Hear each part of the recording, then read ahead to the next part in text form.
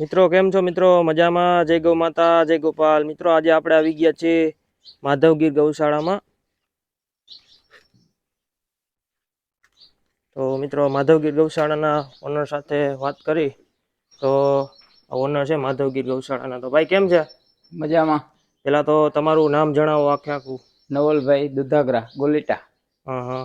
અને આ ગૌશાળા કઈ જગ્યાએ છે તે જણાવજો ને. ગોલીટા રેસિડેન્ટ, સર્વે નંબર આવે પડદરીનો, હણમતિયાનો.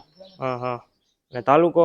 તાલુકો રેસિડેન્ટ ધ્રોલ, તબેલો પડદરી તાલુકામાં. હા. તો નવલભાઈ તમારે હાલમાં તમારી પાસે કેટલી ગાયો છે? 12 ગાયું છે.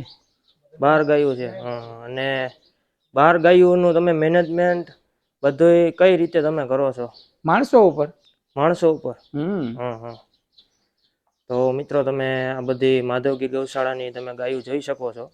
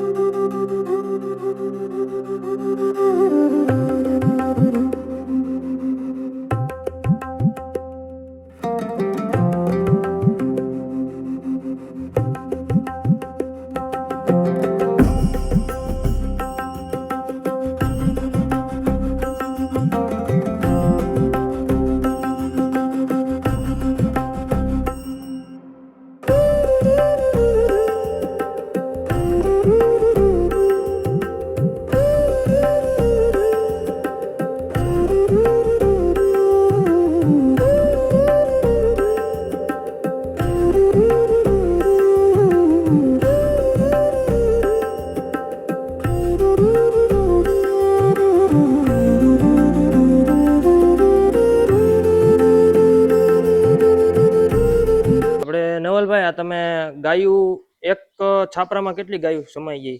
12 ગાયનું છે. 12 ગાયોનું છે. હા. ને અડધી ગાયો જે દવા ન દેતી હોય એને વાડામાં રાખતા હશો ને? હા, એ પાછળ વાડો છે ને, એ વાડામાં બધી ખાતર બધું વાડામાં. હા. અને નવલભાઈ તમારે એક ટાઈમ નું દૂધ કેટલા લીટર થતું છે ગૌશાળાનું અંદાજિત? અત્યારે 50, 52, 53 સુધી હોય. હા. તો તમે દૂધ કોઈ જગ્યાએ વેચો છો કે કઈ રીતે પ્રોડક્ટ બનાવો છો દૂધની? ના, દૂધ બધું રાજકોટ લગવામાં. હા. ઘરે હોમ ડિલિવરી. અને જે કોઈ મિત્રોને ચોખ્ખું દૂધ લેવું હોય તો તમારા કોન્ટેક્ટ નંબર આપજો ને.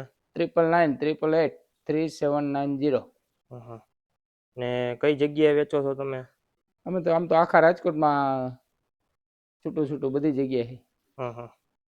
તો મિત્રો જે કોઈ મિત્રોને ચોખ્ખું દૂધ લેવું હોય તો તમે કોન્ટેક્ટ કરી શકો છો આ ભાઈ નવલભાઈનો. નવલભાઈ આપણે વાળાની હાલો ને મુલાકાત કરી તો.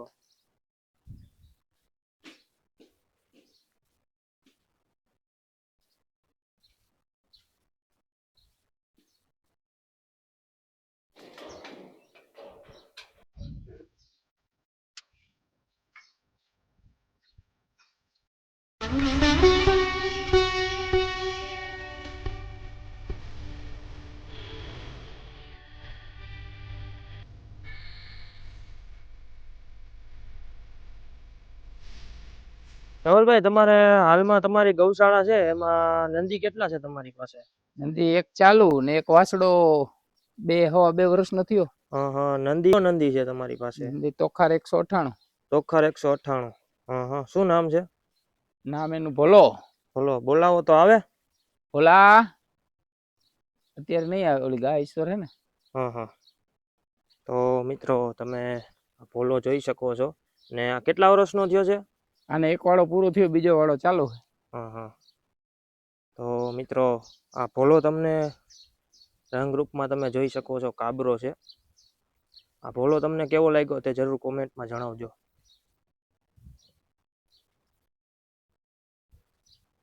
અને નવલભાઈ આપણે આજે કાબરા સંતાનો છે એ મોટા ભાગે ભોલાના જ છે તમારે? હા. તો આ અંદરની લાઈન આખી રહી ને એ બધી ભોલાના જ છે સંતાન? બધા સંતાન ભોલાના. જો અમારી આઈ. હા. તો મિત્રો આ આખી લાઈન છે સીધી વાછડિયું બધા ભોલાના સંતાનો છે. તો ભોલાનું રિઝલ્ટ તમને કેવું લાગ્યું તે જરૂર કોમેન્ટ. વાછડા 3 જ છે, બાકી બધી વાછડિયું મોટા ભાગે વાછડિયું જ આવે છે. 8, 11 હે, એમાં 8 વાછડિયું ને 3 વાછડા. હા. તો મિત્રો તમે જોઈ શકો છો માધવગીર ગૌશાળાનું મેનેજમેન્ટ. અને નવલભાઈ આપણે આમાં પોદરા ને ગૌમૂત્ર ને બધું આમાં તમે રહેવા દ્યો છો? હા, આમાં ગાયું આમાં કરે રહેવા દે. તો પછી આ પાવડર થઈ જાય ને, હા આ પાવડર ચારીને લઈ લે. હા હા પછી આને જીવામૃત ભેરવી આમાં, હા હા એનું ખાતર બનાવીને પેકિંગ કરીને વેચી. હા હા. તો તે તમે કઈ રીતે તૈયાર કરો છો? જીવામૃત પેલા બનાવો છો? હા, જીવામૃત પેલા બનાવી પછી એમાં તૈયાર થાય એટલે મિક્સ કરી નાખીને પછી પેકિંગ કરી દે. હા હા પેલા રાખી દે, એમનો ઓર્ડર આવે એ પ્રમાણે પેકિંગ કરીને આપી દે. હા હા. તો મિત્રો તમે જોઈ શકો છો ગાયું આ બાજુ માધવગીર બધી નીણ ગૌશાળાને. ભરી છે ગાયોની. આ બાજુ આખે બધે વિભાગમાં નીણ ભરેલી છે.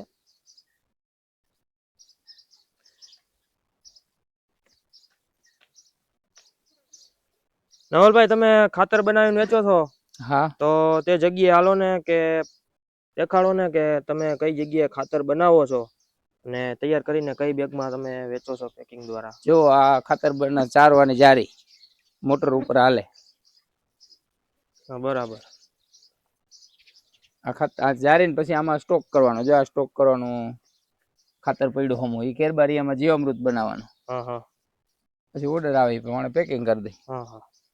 અને નવલભાઈ તમે ગૌ આધારિત ખેતી કરો છો તો તમને કેવું લાગે છે ફાલમાં બધે? બધા એમ કે છે કે ગૌ આધારિત ખેતી ને રાસાયણિક ખેતી બેયમાં ઘણો ડિફરન્ટ રહે છે.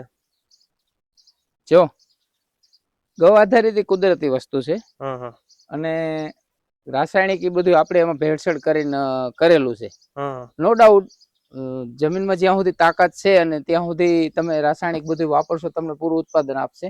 પણ એક દિવસ એવો આવશે હા કે એ ઉત્પાદન ઓટોમેટિક ઘટતું જાય ને તમારે રાસાયણિક બધું ખર્ચ એવડું થઈ જાય કે તમારે એમાંથી પ્રોફિટ વધારવું જ અઘરું થઈ જવાનું. હા અને બરાબર. થતું જાય.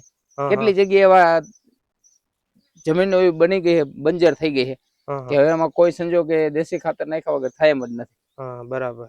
અને આપણે નવલભાઈ રાસાયણિક ખેતી અને પ્રાકૃતિક ગૌ આધારિત ખેતીમાં એમાં ઘણો ડિફરન્ટ રહે છે. તો રોગચાળો પણ આવી શકે ને આવે ને રાસાયણિકમાં?